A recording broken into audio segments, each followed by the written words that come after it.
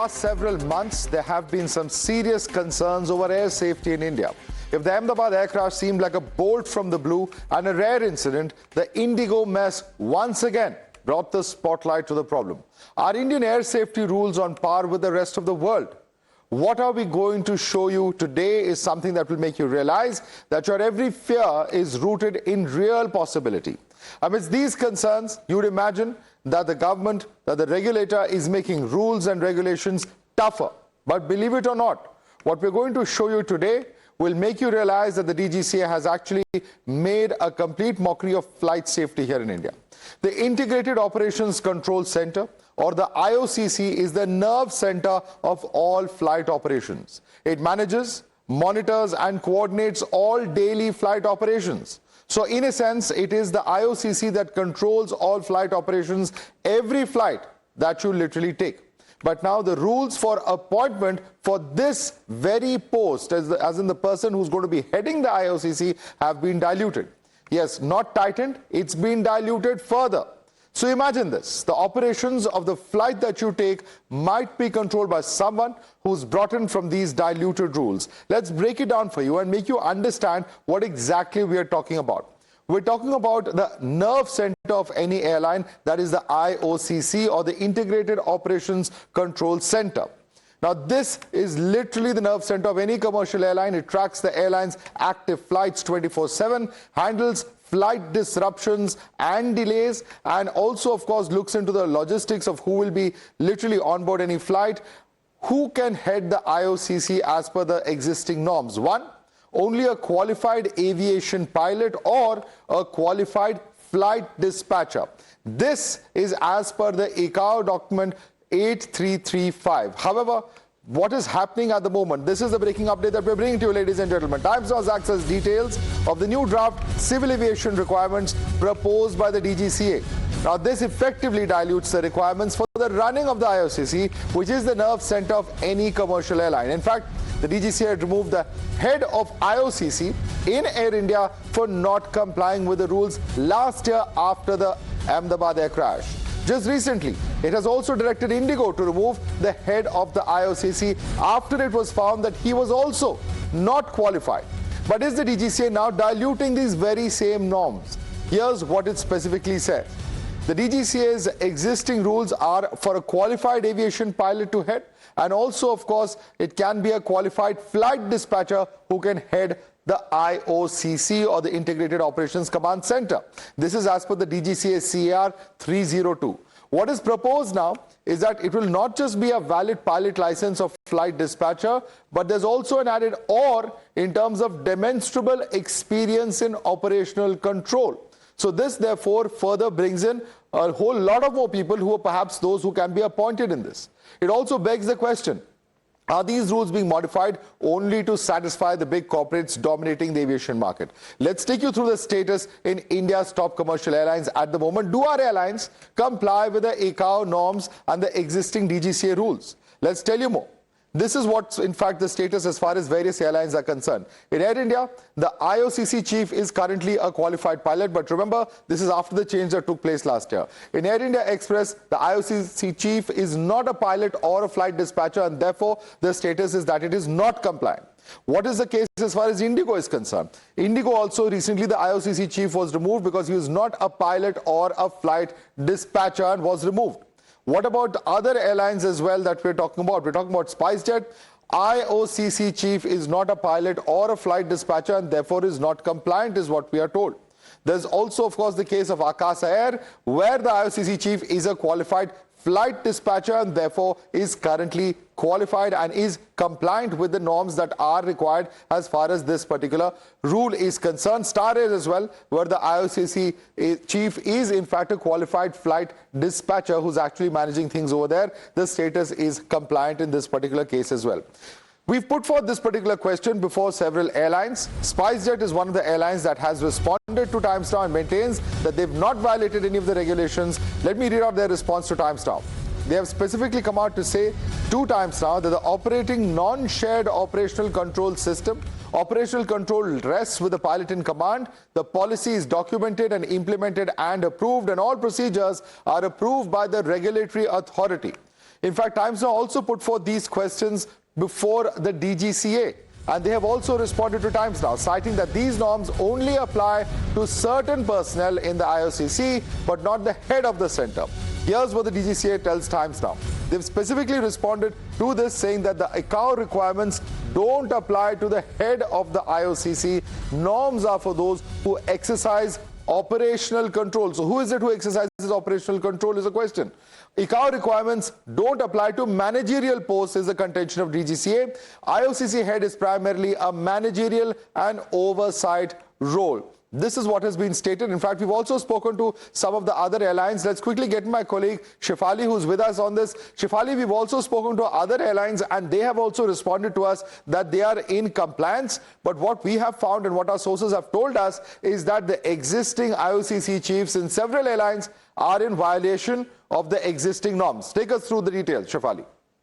If we talk about SpiceJet Madhav, they have responded to Times Now query saying that they operate under a non-shared operational control and they are fully in compliance with the DGCA norms. While Air India Express did not give a direct comment, but through the sources we have been told that previously the head of IOCC of Express was not able to deliver on-time performance of the airline, and later the decision was taken to remove it, and later in November 2025 the person took charge who is in compliance with DGCA regulation policy.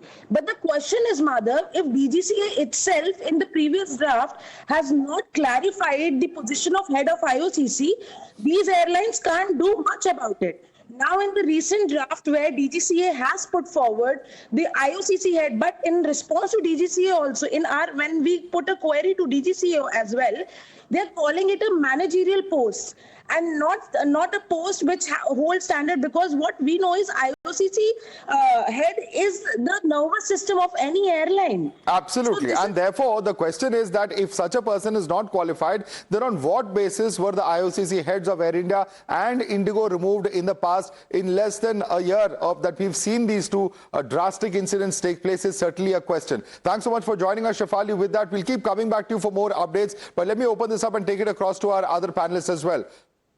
All right, let's go across to our panelists now. Joining us is Dr. Sumit Sushilan, AAC member of the Ministry of Civil Aviation and Chairman of Divine Air. We have Wing Commander K. Dinesh, retired air crash investigator, beg your pardon. We have Saroj Damani, aviation lawyer, joining us. Captain Amit Singh is aviation expert and founder of the Safety Matters Foundation. Let me start with you first. Dr. Sumit Sushilan, what we have found is that just over the period of the last year, you look at what happened after the Ahmedabad crash, you look at what happened after the Indigo crisis. In both cases, the IOCC chief was removed. I mean, this is a matter of record. There's no debate over there. But if that has happened in those two cases, that prompted us to actually look at what is the status of all the other airlines. And in the middle of that, we found out that DGCA has also now drafted these new civil aviation requirements, which is diluting the norms. Why is that the case, sir?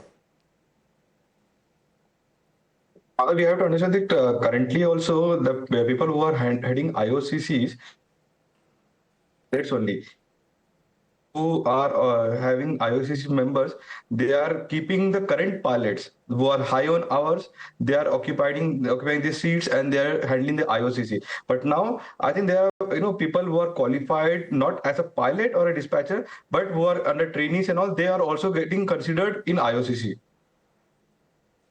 No, but the point is that, how is it that when the Air India crisis happened, following the crash, let me bring in Captain Amit Singh. Captain Amit Singh, what we saw is that in that particular notice as well, they very specifically found that the person who was heading the IOCC was not qualified under this CER 302, if I'm not mistaken. I'm just going to pull up the exact clause, and therefore they have removed them. And what is the clause?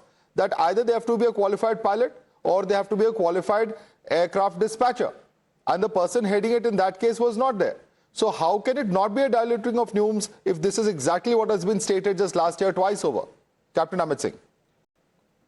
So one is compliance with the DGCA CAR and ICAO regulations. So it is very clear what needs to be done. But we need to understand the safety aspect behind this, that the operational control of the aircraft is jointly shared by IOCC and the pilot in command. So if a decision has to be taken or support to be provided to an aircraft, it has to be provided by the dispatchers who are licensed and the IOCC head in coordination with them the pilot in command will take a decision towards initiation, diversion, or termination of a flight. There are a lot of pressures which come in, commercial pressures on the IOCC to push an aircraft into operations or push the flight when there is fog, inclement weather. So that person has to have that understanding of what are the risks involved. The person has to be trained on safety management system. So these aspects are very well imbibed in all the trainings which a pilot or a dispatcher undergoes. If you get a third person from outside, it is a totally different ball game. So the risk involved are slightly higher, or could be much higher, and they could succumb under operational control, operational pressures like we have seen in Air India. Rostering of pilots, we need pilots to fly, so push them, bring them to the limit. So that is the kind of thing we have seen in the past, and a pilot or a dispatcher will understand the consequences of these things. So that is why it is important. And when ICAO has made a guidance in the dock, which means they have done enough research behind it. I'm just reading out. In fact, let me just read out the ICAO document, and I'm going to come to you, Wing Commander K. Dinesh, on this. This is ICAO 534.